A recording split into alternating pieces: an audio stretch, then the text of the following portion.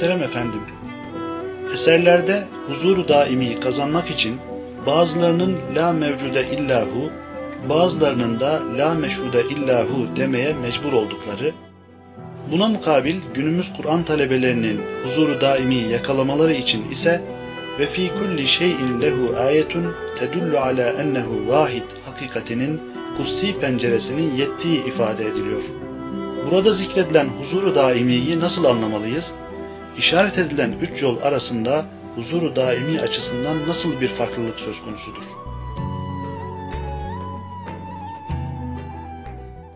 Biri vahdeti vücutçuların yolu, bugüne kadar değişik ekoller tarafından, genelde onun pişuvası, piştarı Muhyiddin İbn Arabi görünür de, yani Maktul Sühreverdi, o işin abide şahsiyetlerinden, Hallacı Mansur o işin abide şahsiyetlerinden.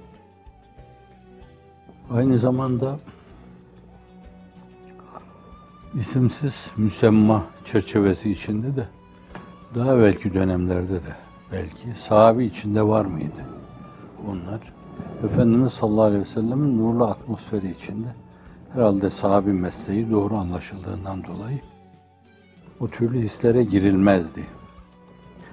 Bir de yani o toplum bedeviyetten bir yönüyle hiçbir şey bilmeme atmosferinden, zemininden böyle dini diyaneti, imanı bilme atmosferi içine intikal etmişlerdi. Bir değişim içindeydiler. Mübtediyane, müntehiyane bir yoldu yani. Öyle birilerinin, o türlerin bulmaları, bilmeleri gerekli olan yolu bilmişlerdi. O da imandı, Allah'a imandı. Allah'ın varlığını her şeyde görme, okuma gibi bir şeydi. Şimdi istidadi olarak burada esasen o günle bugün arasında belki bir koordinasyon mülazasına meseleyi bağlayarak yine günümüzde de toplumumuz, hatta İslam toplumu bir yönüyle cahildir. İslam'ı bilmez, hiçbiri bilmez İslam'ı. Kur'an'ı bilmez toplum, sünneti bilmez yönüyle.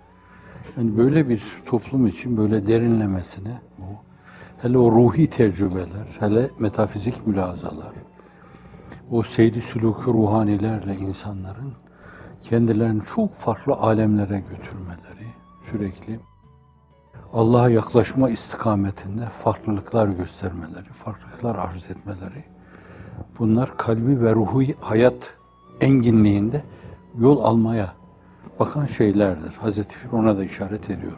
Hayvaniyetten çık, cismaniyeti bırak, kalp ve ruhun derece hayatına yüksel diyor.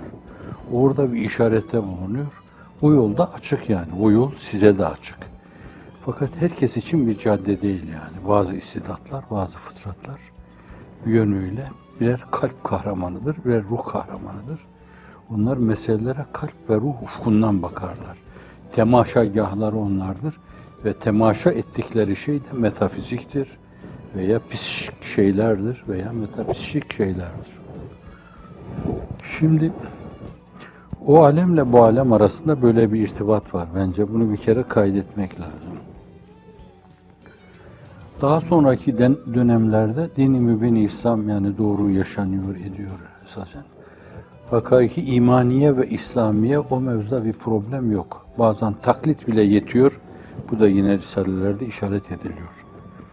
Yani tahkik olmasa bile taklit bile yetiyor. Bir insanın o mevzudaki rehberliği, duruşu onun o mevzuda ortaya koyduğu bir kısım disiplinler insanların istikameti adına yetiyor öyle bir dönemde. İnsanlar helmin mezit efradı olarak bir yönüyle daha yok mu, daha yok mu, daha yok mu sürekli çıtayı yükselterek marifeti ilahi istikametinde böyle bir helezonda tırmanıp duruyorlar. Bu arada bir kısım kabiliyetler ve istidatlar meseleyi ileriye alıp götürüyorlar. Bir yönüyle o isimsiz müsemma olma dönemi, tabi'in döneminde, tebe-i tabi'in döneminde zaten 4. asırda o insanları çokça görüyoruz. Bazıları ketmediyor o meseleyi. Muhasibinin kriterleri açısından meseleye bakacak olursanız tahayyülleri kirli, tasavvurları kirli, tahakkülleri kirli, cehdleri kirli. O bizim kendi kriterleri. Kur'an'a göre kriterleri açısından Müslüman demez yani. Hasan Basri'ye de bakılınca onlar sizi görselerdi size Müslüman demezlerdi diyor. Şimdi bir böyle yani isimsiz müsemma olma dönemi var. Meseleye farklı bir bakış var. Allah'ı farklı bir duyuş var. Hazreti Üstad'ın 17. sözde dediği gibi Hafız Şirazi'den alarak yani o yeki hahi, yeki hani, yeki cuyi, yeki bini, yeki dan diyor yani orada. Yani bütün mülahazaların da hep birbirine kilitlenme, onu duyma, onu hissetme, her şeyi ona bağlı götürme. Onun rızasının, onun matlubunun, onun muradının dışında bir yere sapmama filan. Her şeyde bir yönüyle onu müşahede etme gibi şeyler. Yani belli bir dönemde bu çok derinleşmiş. Bazı kimseler istidatları da ona müsait, inkişaf etmiş. Bunlar örnek tiplerdir yani. İşte Söhreverdi katledilmiş ondan, Hallaç katledilmiş, Muhyiddin İbn Arabi öldürülmüş olması itibariyle o meselenin kudveleri sayılabilir yani o mevzuda. Vahdet-i vücut mevzunda. Onun kitaplarına bakılınca burada Selat-ı Selamlarında da görülüyor. Yani bazen o isneyniyetin aradan kalktığını insan sezer gibi oluyor. Bir de bakıyorsunuz ama tazarruğu var, niyazı var, sen diyor, ben kulun diyor filan. İsneyniyeti kabul ediyor ki bu da yani Nesefi'nin akaidinin başında ifade ettiği hakaikül eşya sabitetün temel disiplinine mesele bağlanıyor yine. Orada da yani ille de sade her şey ondan ibaret ve gördüğünüz her şey bu Batı panteizminde olduğu gibi esas onun varlığından, vücudundan ibaret mülazası değil. Mesnevi Nuriye'nin sonunda o panteist mülaza ile vahdet-i vücut mülazası arasında da o tefrik yapıyor. Panteist mülaza bir yönüyle Hegel'in mülazası diyebileceğimiz monizme gidip incirar ediyor.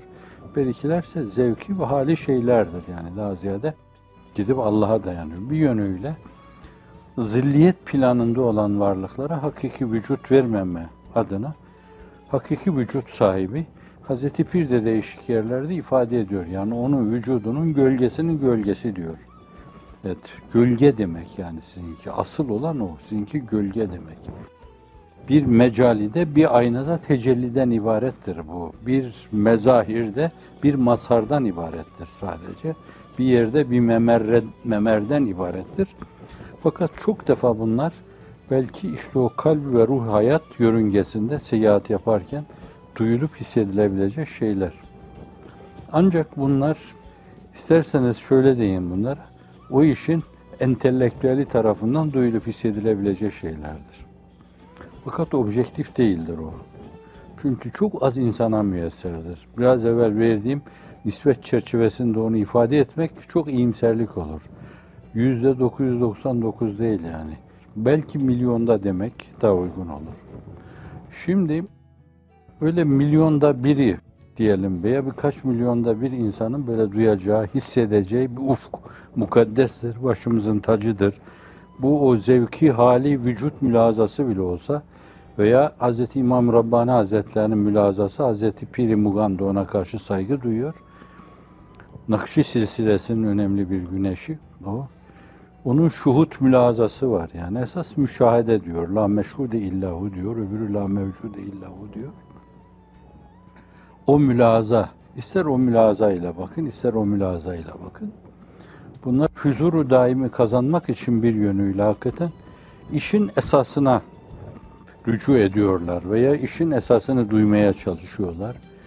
Bazen konsantrasyon sayesinde, yoğunlaşma, imani nazar sayesinde. Yine Hazreti Pir'in bir mülazasına bağlayayım da bu meseleyi.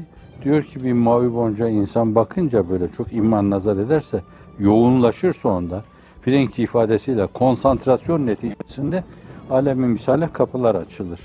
Hani bir tanesi size diyor yani bazı şeylere imani nazarda sizin böyle yarım metre çerçevesinde gördüğünüz şeyler belki onu 10 metre çerçevesinde görüyor. Belki çok daha derince görüyor. Bu ne keşiftir ne keramettir. İmani nazarın yani insan bakışının geriye dönüşüdür yani. İnsan bakışını öyle ayarlarsa o bakışın öyle bir geriye dönüşü vardır. Niyetin öyle bir geriye dönüşü vardır. Yoğunlaşmanın öyle bir geriye dönüşü vardır. Konsantrasyonun varidatı mevahibi diyebilirsiniz ona.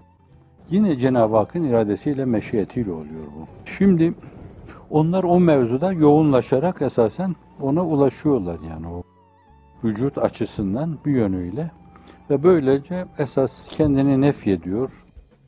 Alayiki dünya ve mafihayı da bir yönüyle nefyediyor böyle.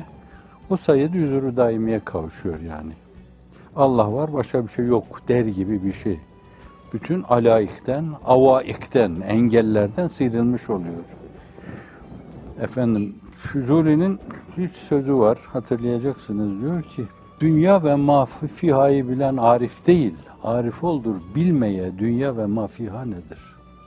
Gerçek ariflik, dünya ve mafihayı, içindekileri görmeyen demektir. Dünyanın ahirete bakan yönü, ahiretin mezrası olması yönü, Esma-i İlahi'nin mecalisi, mezahiri olması yönü, onu bir tarafa koyun, o hususi bir bakışa Cenab-ı Hakk'ın bir lütfudur, bir ihsanıdır. Ama bir de dünyanın fiziki yapısı itibariyle, naturalist mülaza ile müşahede ettiğimiz bir yanı vardır ki Efendimiz "Dünya cifetün ve tevalibuha kilabun" buyurmuş. İşte dünya bu mahiyeti itibariyle bir cife yığınıdır.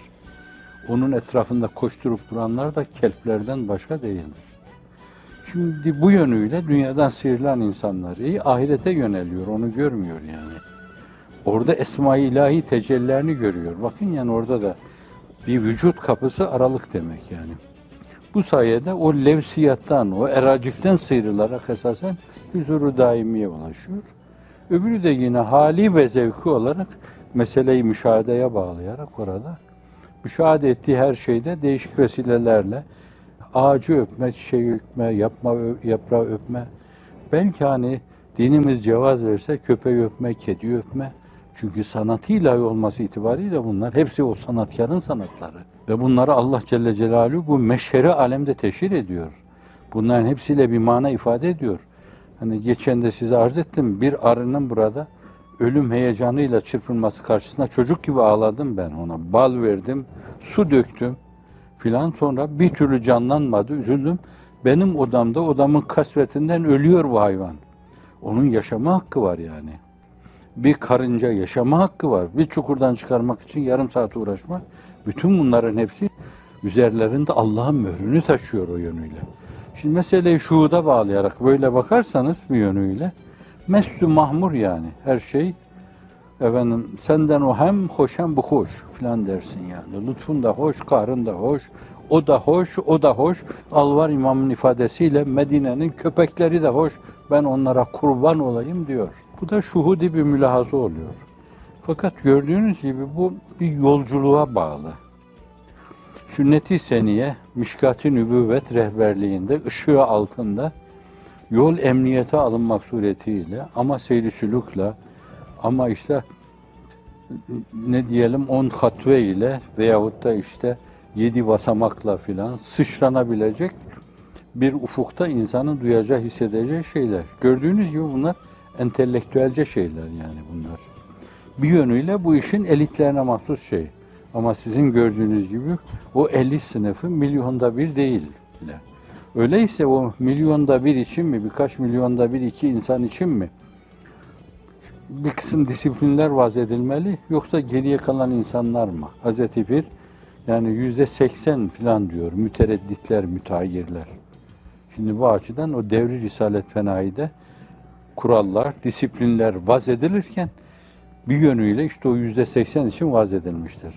Onların içindeki müstetbaat, kitap ve sünnetteki müstetbaatü terakip, yani terkipleri, cümleleri sıktığınız zaman içinden çıkacak enginlikler bir yönüyle öbürlerine şeker şerbet. Fakat genelde bizim gibi ümmilere gelince biz esas ondan ne anlıyorsak onu anlarız. Ve bir yönüyle bizim anlayışımıza göre ki Hazreti Pir ona da belki ona Cürcani de öyle diyor. Tenezzülatül ilahiye ile ukulil beşer. İsterseniz oradaki izafet edna mülavese denir buna dil açısından. Bazı kelimeler hasfedilmiş burada.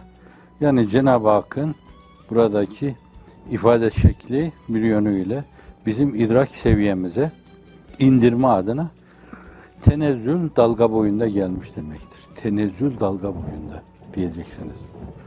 Bu açıdan yani Allah Celle Celaluhu bize hitap ediyor. Bu açıdan da bizim için esas önemli olan o vücut meselesi değil, vücutta ermek suretiyle çoklarının o kalbin zümrüt tepelerinde de görüldüğü gibi esas terennüm ettikleri mesele değil, şuhut meselesi de değil, onları saygıyla karşılamanın yanı başında bir yönüyle cadde-i kübra diyebileceğimiz, Kur'an yolu diyebileceğimiz, sahabi mesleği diyebileceğimiz, Kur'an'ın temel disiplinlerine bağlılık içinde teemmel süturel kainat fe inna minel meleği ala ileyke resailu, kainatın satırlarını, sayfalarını teemmül et, inceden ince tetkik et. Bunlar Allah'tan sana gelmiş mesajlardır. O mesajlarda onu görmeye, onu duymaya çalış. Her şeyde bir yönüyle belki bir mana Allah Celle Celaluhu sana deşifre edecek oradan. Senin içine akacak. Farklı okuyacaksın sürekli. Sürekli yükseleceksin, okuyacak ve yükseleceksin. Böyle bir yol.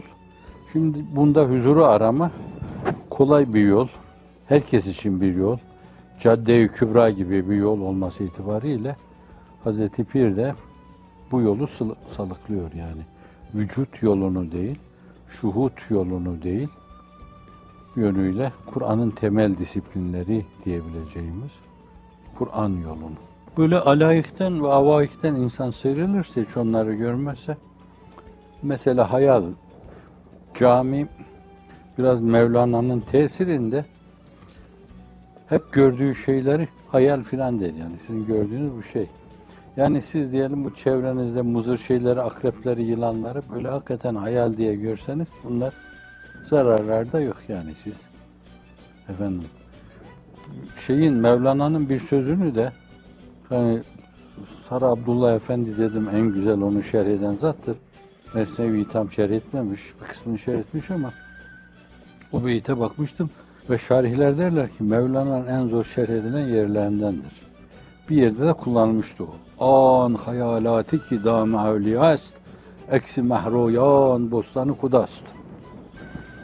Evet, şimdi bu mülahazayla böyle bakınca kainata o bostanı kuda yani bir yönüyle her yer ondan gelen işte bir yönüyle onun tecellilerine mecali gibi, onun lütfettiği şeylere mezahir gibi şeyler orada mazharlar oluyor. Etrafındaki her şey böyle hayalet gibi görüyorsa, evham gibi görüyorsa gördüğünüz eşya evham ve hayaletten ibarettir diyor yani. Vücutta öyle diyor bunları.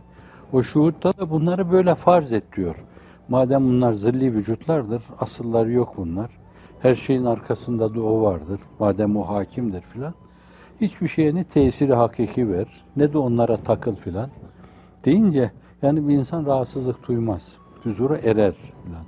Ama bunlar aynı zamanda şeriatı garret çerçevesi içinde de yapabilirsiniz yani. Mesela bazılarını bunların size gelen, ilişen eden şeyler hatalarınıza gelmiş, aynı zamanda kefaret olabilecek şeyler şeklinde görebilirsiniz bunlar. Onun tasarrufu deyip saygıyla karşılayabilirsiniz. Kadere saygınızın size kazandırması sizin için kazancı olur bu mevzuda. Cenab-ı Hakk'ın rububiyetine rıza gösterme sizin için kazancı olur bir yönüyle. Yani bu açıdan da siz yine o huzuru elde edebilirsiniz. Fakat burada bir yönüyle orada şunu bunu görmezlikten gelerek veya meseleyi zevk hali bir şeye bağlayarak böyle varlıktan taami etmek, bu Arapça tabir orada kullanırlar. Arapçadaki Kur'an-ı Kerim'de geçen kelime karşılığı ve men ya'şu, ya'şu kelimesidir. Gördüğü halde görmüyor görünme. Görmezlikten gelme bunu, görmezlikten gelme bakarken. Yani taami etme meselesi değil de aynı zamanda gördüğünüz şeylerde onlarda veçi hayrı görme sizin için. Aynı zamanda o meselelerin hepsi ondan olduğunu bilme. Ve aynı zamanda onun iradesiyle olduğuna inanma mevzu. Böyle de insan iradesinin hakkını vererek bir huzuru daima kazanabilir yani. Orada iradesini de dışlayarak bir yönüyle, cebri mülahazaya girerek, sadece o var diyerek, heme ost yani onun mülahazası, sadece o filan. Her şey odur demek. Yani ona karşı şuurcu heme ezost diyor. Her şey ondandır demek. Bu sizin anlayışınıza da biraz yakın oluyor. Yani böyle de o huzuru daimi temin edilebilir. Fakat burada bu yolda mutlaka iradenizin hakkını vermek lazım. O da ucuz bir şey değil yani. O mevzuda planlarınız, projeleriniz, stratejileriniz ve aynı zamanda herhangi bir şey karşısında, yapılabilecek bir şey karşısında, yasak edilen bir şey karşısında, başınıza gelen bir şey karşısında, beklentileriniz karşısında aynı zamanda, belli iştiyaklarınız, aşklarınız karşısında sabrı kategorileştirdiğiniz, farklı mülazalar altında ele aldığınız hususların hepsini, dördünü, beşini birden nazari itibara alın. Bunların hepsinde iradenin hakkını verme sizi kahraman yapar yani. Sizi bir ibadet abidesi, bir rıza abidesi haline getirir yani. Bu da ayrı bir şey yani. Ahirete dönen yanı itibariyle bu. Kim bilir belki sizi peygamberlerle, sizin peygamberlerle haşredilmenize vesile olur.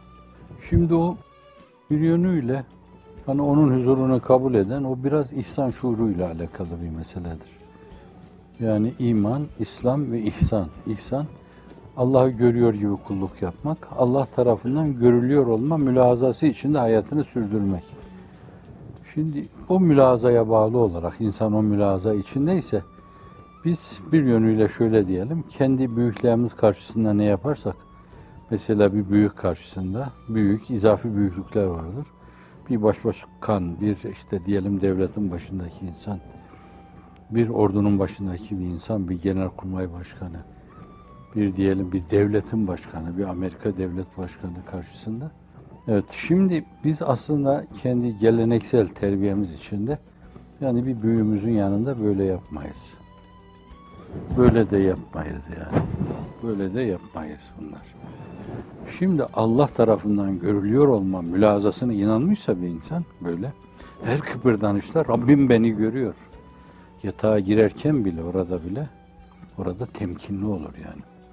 Allah Resulü sallallahu aleyhi ve sellem elini başının altına koyuyor. Ayaklarını kıvırıyor. Sağ taraf üzerine yatıyor. Allahümme eslemtu nefsi ileyk ve veccehtu veçileyk ve elcetu zahri ileyk rağbeten ve rahbeten ileyk la melce ve la mence minke illa ileyk demek suretiyle aciz bir kul gibi mübarek tavrını ortaya koyarak Allah karşısında saygısını ifade ediyordu. Yatarken bile, yorganın altında kıvrılırken bile. Şimdi bu biraz o ufkun insanı olmaya bağlıdır. Yani siz çok kitapları okursunuz, Allah var, aksini ihtimal veremem falan dersiniz de bir yönüyle öyle bir huzuru kesbetmiş değilsiniz. Bu huzuru daimiden farklı bir şeydir. Allah'ın huzurunda olduğunu şuuruna ulaşamamışsınızdır yani. Yoksa böyle elinizi hızlı kaldırırken bile ya Allah var dersiniz aklınıza geldiğinde. Beni görüyor, benden bana daha yakın. Bana diyor ki ben sana şah damarından daha yakınım. Benim yaptığım bu saygısızlık değil mi? O benim kahkaha atmam filan. O saygısızca konuşmam. O tiz perdeden bağırıp çağırmam, gırtlak ağlığı yapmam. Bütün bunlar onun huzuruyla telif edilecek şeyler değil yani. Temkinli olmak lazım. Sufiliğin ilk merhalesi teyakkuzdur. Sürekli meseleyi uyanık götürme. Gözün açık, görülüyor olma mülahazasına bağlama. Görüyor olma mülahazasına bağlama. Görüyor olma marifette derinliğe delalet eder. Biraz evvelki ufkun insanlarına göre. En azından aptalsak şayet görülüyor olduğumuz mülahazasına bağlı hayatımızı sürdürme mecburiyetindeyiz. Otururken, kalkarken, yürürken o ihsan şuuru. Açıktan açığa en muteber hadis kitaplarında iman, İslam dedikten sonra ihsan en ta'budallaha keenneke terah fe in lem tekun terah fe innehu yarak diyor. Allah Resulü sallallahu aleyhi ve sellem önemli bir şey. Belki hani günümüzün insanlarında imanın onda böyle bir huzur şuuru hasıl etme meselesi söz konusu. Ama herkes için bunun var olduğunu söyleyemem ben. O zaman iman tamam, İslam tamam ama fakat Efendimiz o üçüncü basamak mümine gösteriyor. O üçüncü basamak eksik demek yani bir yönüyle. Bu vücut değil, şuhud da değil esasen. Huzur şuuru tanın. Allah tarafından görülüyor olma şuuru ve Allah'ı görüyor olma şuuru. Hangimize sorsalar yani Allah seni görüyor mu şimdi şu anda? Hiç kimse buna hayır diyemez. O zaman sen nasezer nabece davranışlarından utanmıyor musun yani? O laubalice kahkahalar atarken utanmıyor musun? Allah Resulü hayatında 3 defa dudakları geriye gitmiş, kahkaha atmıştı. Evet, bu mesele. Ha, öyle yapan insan cehenneme mi gider? Estağfurullah. Allah en küçük şeylerle insanları cennete koymak için Erzurumların tabiriyle bahane tanrısı öyle şeyleri değerlendirir ki hiç insan farkına varmadan o sürpriz hadiseler orada da cereyan ediyor. Hadis-i şerifler ifade ediyor. İnsan sürpriz olarak kendisini cennetin kapısında 2 adım ötede, biraz içeride, köşklerin, villaların yanında görüyor. Allah'ın işi. O ayrı mesele de. Fakat onun hakkı, bizim de vazifemiz olan bir şey vardır. Ona karşı saygılı olmak. Allah Resulüne karşı saygı, sallallahu aleyhi ve sellem sahabe-i kiramın anlatmasına göre ne ölçüde Allah'a karşı saygıyı gerektiriyor, bize bir fikir vermeli. Hazreti Ebubekir Efendimiz diyor ki, belli bir dönemden sonra onu tanıdık biz. Onun yanında başımızda kuş var gibi dururduk. Bir kelime etmeden korkardık. Başımızda kuşu kaçırırız diye dururduk yanında. Allah Resulü'nün huzurunda. Ha, belli bir dönemde Bedevi içeriye girer. Abdullah'ın oğlu kim diyebilir yani. Fakat o toplum çok hızlı olarak birdenbire Müslümanın eliti haline geliyor. Entelektüel haline geliyor. O zatı mahiyetü nefsül emriyesiyle kavruyor. Ona karşı hakkıyla saygılı oluyor. Öyle bir saygı onlara öyle kazandırmıştır ki evci kemalatı insaniye yükselmişlerdir onlar. Şimdi eğer Allah'ın Resulü'nü, Allah'ın bir kulu, elçisi, sizin içinizde bulunmakla mükellef, birine karşı onu tanıyan, bilen insanlar o ölçüde saygı gösteriyorlarsa, bence Allah'a karşı saygı, onun müzaafı, mük'abı olması lazım. Kat kat olması lazım Allah'a karşı saygı. Ne var ki insan nisyandan alınmış, nisyanla malul, zuhulle malul, hata ile malul, her zaman o kıvamı koruyamayabiliriz yani. Bazen böyle yatakta işte sırt üstü yatarsın, ayağını da ayağın üstüne atarsın. Fakat bu zuhuldür, bu nisyandır. Bu huzurdan gaflettir. Fakat aklına geldiği an hemen o terbiye çerçevesi içine girerek Allah'ım sen varsın filan. Böyle bir cehd, böyle bir teşebbüs, bu çerçevede iradenin hakkını vermek, o mevzuda kendine düşeni bilmek ve hemen yapmak insana saygı adına çok şey kazandırır. Allah öbür tarafta der ki, kulum yani senin şun var, bun var, bun var ama bir gün beni hatırladığında böyle bir temkine geçtin, böyle bir teyakkuza geçtin. İhtiyaç yerinde açılırken birdenbire eteğini indirdin, aman görünmeyeyim ben. Allah gizlini de açığını da görüyor. Melekler görmesin. O şeytanlar da görmesin, ervah-ı habise de görmesin onu. Mülazasıyla bütün bunları sırf bana karşı olan saygının ifadesi yaptın. Banyo yaparken etekliği taktın burana ve gizli gizli yıkandın. Sonra da bornozunu sırtına aldıktan sonra o etekliği sildin, attın ve vücudunu kendinden bile esirgedin. Bu bana karşı bir saygının ifadesiydi. Geç sen de filan. Çok küçük şeyler vardır ki bunlar, siz kale almazsınız bunlar. Ebu Musa el-Eş'ari Hazretlerinin mülazası da buna binaendir. Evet, insanlığın iftihar tablosu 5-6 yaşındayken Ebu Talib'e amca diyor sırtını dön çamaşır değiştirirken benim vücudumu şimdiye kadar kimse görmedi diyor. Hamdi Yazır tefsirinde anlatıyor, Ramazan'da da okurken arz etmiştim. Evet, budur. Bunlar işte o ihsan şuurunun tezahürleridir. Onun tarafından görülüyor olma mülahazasının tezahürleridir.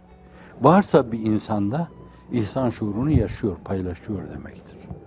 Yoksa yol alması lazım demektir. Hükül ayetin tedüllü ala ennehu vahidun. Her şeyde onun varlığına delalet eden bir ayet vardır diyor bir yönüyle. İhsan şuurunu besleme mevzunda bunlar çok önemli şeylerdir. İnsan sürekli kendini okumaya, değişik vesilelerle ifade ettiği gibi hayatını ciddi bir tecessüs içinde geçirmeye. Bakın başınızdan geçen şeyler burada yani. Şurada otururken bile yani şu tablo, şu hendesi görünüm yani. Şunun şöyle oturması, bunun böyle oturması, şunun şöyle bakması, bunun böyle bakması tevil-i ahadis açısından bunlarda bile böyle rastlantının olmadığını görerek bir yönüyle Allah'ım bununla da sen kendini bana anlattın. Birini hatırladınız birdenbire. Bir dakika sonra da içeriye girdi. İstikablel vuku dediğimiz bir şey. Günümüzde sade Türkçe ile ön sezi filan. Allah'ım bununla da kendini bana hatırlattın. Sendelediniz, düşünüyordunuz bir yerde. Böyle sert bir şeye düşecektiniz birdenbire. Yastık kaydı, siz onun üzerine düştünüz. Allah'ım bununla da kendini bana hatırlattın. Hadiseleri, her şey, hayatı çok ciddi bir tecessüs mülazasıyla yaşama. Bir kere başta rastlantının olmadığını kabullenme. Hazreti Pir diyor ki, nurlar diyor, tesadüfi idam etmiştir diyor. O tesadüfü sen madum bir şey olarak görecek ve hiçbir şey rastlantı değildir yani. Sen konuşurken, lokmayı ağzına koyduğunda, tükürük bezleri onları ıslattığında, yutağın onu yuttuğunda, onun mideye indiğinde hiçbir şey rastlantıya değildir yani. Ve meseleyi bir kısım böyle mekanistlerin dedikleri gibi sadece sistemin hareket etmesine bağlı görmek de doğru değil. Allah Celle Celaluhu hem meseleyi bir sistem içinde ifade eder ve hem de o sistemin her anın, her salisesine hem aşiresine müdahale demek de müdahale tabir ifade etmiyor. Allah'a ait bir mesele olması itibariyle müdahale demek bazen karışır, bazen karışmaz, bazen karışır. Şimdi aşirede bile karışıyor, karışmıyor falan derseniz aşire nedir yani? Bir saniyenin milyonda biri demektir. Bir saniyenin milyonda birinde bile Allah karışmıyor diyemezsiniz. Şirke girmiş olursunuz. İzzet ve azamet ister ki esbab perdedarı desti kudret ol aklın nazarında. Tevhid ve celal ister ki esbab elini çeksin tesiri hakikate. Her şeyde onun bir yönüyle icraat-ı subhaniyesini şe'ni rububiyetin hani müdahale demeyin. Şe'ni rububiyetin gereğini görmesi. Her şeyde. Bu mütecessisane yaşamaya bağlıdır yani. Mütecessisane. Sağlıkta, hastalıkta, başarıda, başarısızlıkta, yapılan hizmette, o hizmete terettüp eden semeratta, her şeyde o mütecessisane ruhla, o mütecessisane gözle her şeyi değerlendirerek bir yönüyle her şey senden, sen ganisin, Rabbim sana döndüm yüzümü. Mülahazasıyla oturma, kalkma, gözlerini açma, kapama, hep onu heceleme, hep onunla geceleme ve selam. Allahümme a'inna ala zikrike ve şükrike ve husni ibadetik. Allahümme inna neselükel huda ve tuqa vel afafe vel gina. Rabbena zalemna enfusena ve illem tağfir lana ve terhamna lenekunenne minel khasirin. واغفر ذنوبنا وادخلنا في زمرة الصالحين وصل وسلم على سيدنا محمد وعلى آله وصحبه في أول دعائنا وفي أوسط دعائنا وفي آخر دعائنا آمين والحمد لله رب العالمين.